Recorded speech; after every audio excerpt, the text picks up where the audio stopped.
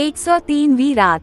जब 103वीं रात हुई तो उसने कहा कि ए नेक बख्त बादशाह, जब ज़ब अलमकान ने देखा कि इस लईन ने शरकान पर भाला फेंक कर मारा तो उसका ख्याल हुआ कि वो मर गया और उसने फौरन सवारों को दौड़ाया और सबसे आगे जो लोग पहुँचे वो वजीर दंदान और तुर्कों का सरदार बहराम और डेलमियों का सरदार रुस्तम थे। जब वो पहुँचे तो शरकान को झुका हुआ पाया और उसे सहारा देकर वो उसे इसके भाई ज़ब अलमकान के पास ले आए और उसे गुलामों के सुपरद करके खुद लड़ने और नेज़ा अंदाजी करने चले गए। जंग बड़ी शिद्दत की हुई और भालों के फल आपस में टकराने लगे और चामैगुइयाँ बंद हो गईं और सिवाय बहते हुए खून और झक्की हुई गर्दनों के और कुछ दिखाई ना देता था और तलवारें गर्दनी उड़ा रही थीं और लड़ाई शिद्दत से हो रही थी, यहाँ तक कि रात ज्यादा हो गई और दोनों फरीक लड़ते लड़ते थक गए और इन्होंने जंग बंद करने की मनादी की और हर फरीक अपने अपने खेमों में वापस गया। कुफार सारे के सारे अपने बादशाह अफरीदून के पास गए और उसके आगे जमीन बोस हुए और पादरियों और राहबों ने उसे शरकान को जेर करने पर मुबारकबाद दी।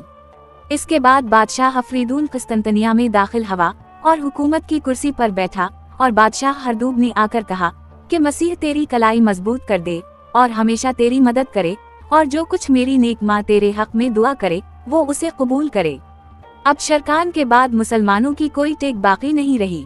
अफरीदून ने कहा कि कल फैसला है, जबकि मैं लड़ाई में जाऊंगा और ज़ब अलमकान को तलब करके उसको कत्ल कर दूंगा तो उनके लश्कर पीठ फेर कर भाग जाएंगे। ये तो किफार का हाल हुआ। अब इस्लामी लश्कर का किस्सा सुनिए।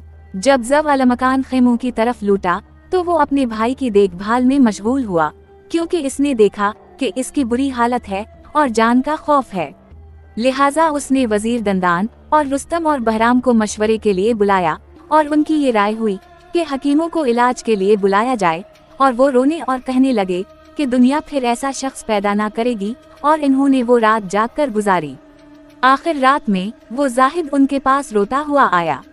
जब ज़ब अलमकान ने उसे देखा तो वो सरुकत खड़ा हो गया और जाहिद का हाथ लेकर अपने भाई के जख्म पर फेरा और कुरान की कुछ आयतें पढ़ें और पढ़कर इस पर दम किया और सुबह तक इसके पास जागता रहा।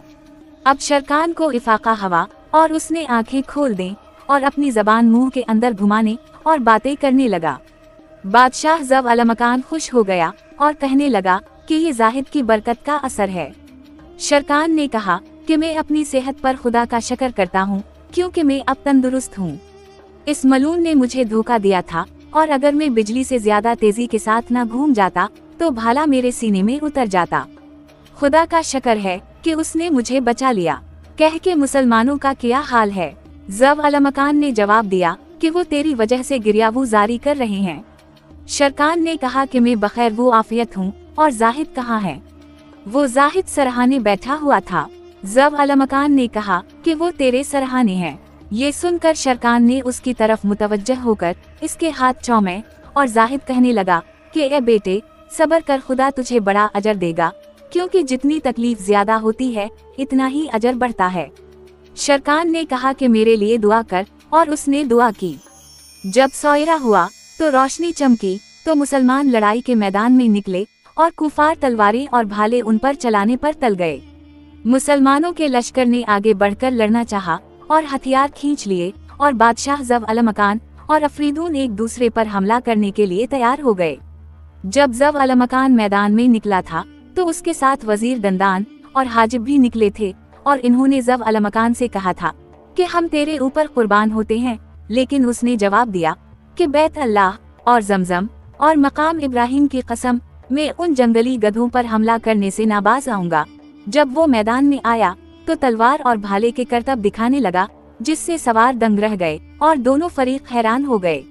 अब उसने मैमने पर हमला करके उनके 2 सरदारों को कत्ल किया और मेरे पर हमला करके भी 2 सरदारों को मार डाला और बीच मैदान में खड़े होकर कहने लगा कि अफरीदून कहाँ है, ताकि मैं उसे जिल्लत की मौत मारूं। इस मलून ने इरादा किया कि धोखा देकर इस पर पलट पड़े, लेकिन जब बादशाह हरदूब ने ये हालत देखी तो उसने उसे कसम देकर कहा कि तो ना निकल, और कहने लगा कि ए बादशाह, कल तेरी जंग थी और आज मेरी है, मैं उसकी बहादुरी को ध्यान में नहीं लाता। ये कहकर वो निकल पड़ा। इसके हाथ में एक तेज तलवार थी और उनके नीचे एक घोड़ा, गोया वो अंतर का घोड़ा अबजर था और मुश्की था।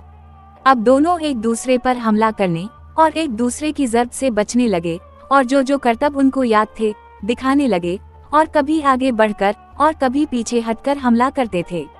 यहाँ तक कि दोनों तंग आ गए और इनमें ज्यादा सब्र करने की ताकत ना रही। इतने में ज़व अलमकान ने एक नारा और रोमियो के बादशाह हरदूब पर तलवार से ऐसा वार किया कि उसका सर उड़ा दिया और इसकी जान निकाल दी। जब काफिरों ने ये देखा तो सब के सब इस पर टूट पड़े, लेकिन उसने बीच मैदान में सबका मुकाबला किया। अब तलवारें और भाले चलने लगे, यहाँ तक कि खून के नदी नाले बनने लगे। मुसलमान तकबीर और तहलील और रसूल अल्लाह पर दरूद के नारे लगाते और दिल खोल कर लड़ते थे और खुदा ने उनको फतह और काफिरों को शिकस्त की जिल्लत नसीब की। वजीर दंदान ने नारा लगाया कि बादशाह उम्र बिन अल नमान और उसके बेटे शरकान का बदला लो। इसने अपना सर बरहना कर लिया और तुर्कों को ललकार कर पुकारा। 24,000 से ज्यादा इसके एक जानिब में थे और वो सब के सब एकदम टूट पड़े और कुफार के लिए सिवाय भागने के और चारा न रहा। तेज तलवारों ने उनमें से तकरीबन 50,000 सवारों का खात्मा कर दिया और इससे ज्यादा गिरफ्तार हुए थे। जब वो भागकर दरवाजे में दाखिल होने लगे तो भीतर की वजह से वो कसीर तादाद में मारे गए।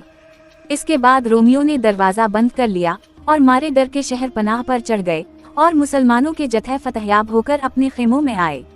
बादशाह ज़व अलमकान अपने भाई के पास आया और देखा कि इसकी हालत बहुत अच्छी है और उसने खुदा का शुक्र अदा किया और अपने भाई के पास आकर इसकी सलामती पर उसे मुबारकबाद दी। शरकान ने कहा कि ये इस पारसा जाहिद की बरकत है, सिवाय इसकी दुआ के जो हमेशा कबूल होती है तुम कभी कामयाब ना होते, क्योंकि वो दिन भर बैठा मुसलमानों की फतह याबी की दुआ मांगता रहा है। अब शहरजाद को सुबह होती दिखाई दी और उसने वो कहानी बंद कर दी जिसकी उसे इजाजत मिली थी।